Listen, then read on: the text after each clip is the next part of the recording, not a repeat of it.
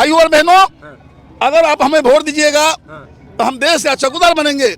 लेकिन दुख के साथ इस जनता की अदालत में हम कहना चाहते हैं कि भाइयों और बहनों, अच्छे दिन आने वाला है। हम लोग मजदूर किसान किस्म का लोग अच्छे दिन के नाम पर उनको निर्धड़क वोट दिए। वो दो ही उनका बेटा है जिनका नाम है अडानी अंबानी, उसी को गोद लिए हैं। उनका तो अगुआ आया कि नहीं, शादी तो हुआ कि नहीं पता नहीं है, लेकिन ये हमको पता है कि अडानी और अंबानी को उन्होंने गोद लिए। अगर हमारा देश में कोई आक्रमण हुआ तो पाकिस्तान में मैं ढूक के मारूंगा, जो कि 42 जवान शहीद हो गया चौकीदार के पहरेदारी में। उनमें जो बैठे हुए सौतेला व्यवहार करने वाले जो सरकार, नरेंद्र मोदी जी की सरकार जो है, ये सौतेला व्यवहार करते हैं। उनका 6-7 इशू है। कह रहे हैं कि ये 2Z की पार्टी है, आप कह रहे हैं कि सौतेला व्यवहार करते हैं। सौतेला व्यवहार हम बताते हैं कहाँ करते हैं। 2014 में आए मैदान में, उन्होंने मजदूर किसान के सामने एक आवाज दिए कि भाइयों और बहनों, अच्छे दिन आने वाला है। हम लोग मजदूर किसान किस्म का लोग अच्छे दिन के नाम पर उनको निर्धड़क वोट दिए, जो कि दिल्ली के सत्ता पर बैठे हो, और वहां पर जाने के बाद काम का किए।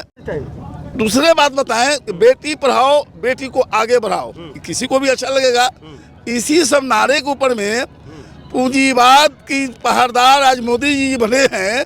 ये जनवाद की लोग उनको वोट दिए और जाकर वहां पर सौतेला व्यवहार किए। वो दो ही उनका बेटा है जिनका नाम है अडानी अंबानी, उसी को गोद लिए हैं। मतलब बेटा है उनका बेटा है। जी जी, बहुत बड़ा बात बोले हैं, मतलब अडानी अंबानी बेटा है।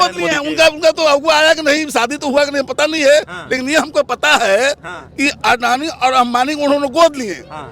और गोद लेके किए क्या, वो जो बोलते हैं परिवारवाद, तो जिसको अगुआ आया, शादी हुआ, उसको तो परिवार है और रहेगा। और उनको पता नहीं मोदी जी को अगुआ आया कि नहीं, शादी हुआ कि नहीं, उनकी परिवार है कि नहीं। अगर परिवार रहता तो वो भी रहते परिवारवाद, लेकिन परिवार नहीं होने के कारण उन्होंने गोद लिए अडानी और अंबानी को।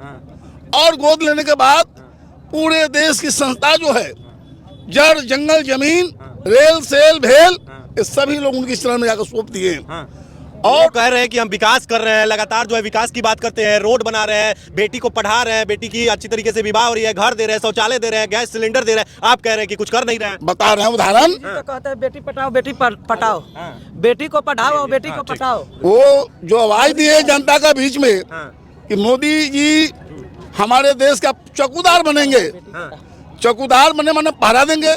भाइयों और बहनों, अगर आप हमें वोट दीजिएगा तो हम देश का चौकीदार बनेंगे। लेकिन दुख के साथ इस जनता की अदालत में हम कहना चाहते हैं कि इन्होंने चौकीदार नहीं बने, इन्होंने पूंजीवाद को चौकीदार बन गए। और जिसका घटना घटा पुलवामा में 42 हमारे देश की जवान, तो बदला लिए ना एयर स्ट्राइक करवा के। ना, गलत, हमको अंधकार में रखे, झूठा बात बोले। एक तरफ हिंदुस्तान के पार्लियामेंट से आवाज दे रहे हैं भारत की प्रधानमंत्री माननीय मोदी जी कि अगर हमारा देश में कोई आक्रमण हुआ तो पाकिस्तान में मैं ढूक के मारूंगा, जो कि 42 जवान शहीद हो गया चौकीदार के पहरेदारी में। और दूसरे तरफ इस सोचने की बात है, दूसरे तरफ पाकिस्तान की प्रधानमंत्री माननीय इमरान खान जी ने, उन्होंने आवाज बोले हैं पार्लियामेंट में खड़ा होकर के कि अगर एक पाकिस्तानी मरेगा तो इमरान खान बैठने वाला नहीं है।